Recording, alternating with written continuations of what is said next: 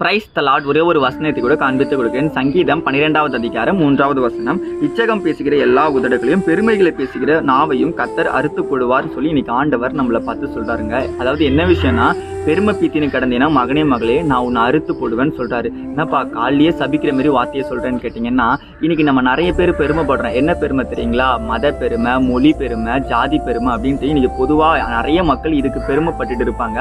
ஆனா இப்படி பெருமைப்படுறவங்க கண்டிப்பா பரலோக ராஜ்யத்துல பிரவேசிக்க முடியாது. ஆனா நம்ம ஒரு பெருமைப்படுறோம். என்ன பெருமை தெரியுங்களா?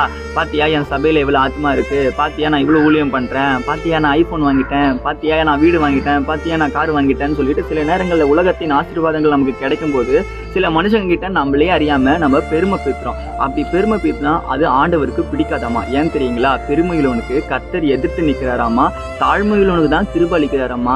1 மினிட் பைபிள் வீடியோ போட ஆரம்பிச்சு ஒரு 6 மாசம் ஆச்சுங்க. இந்த 6 மாசத்துல நிறைய ஆத்துமாக்களை ஆண்டவர் எனக்கு கொடுத்துட்டாரு. நான் இந்த 6 மாசத்துல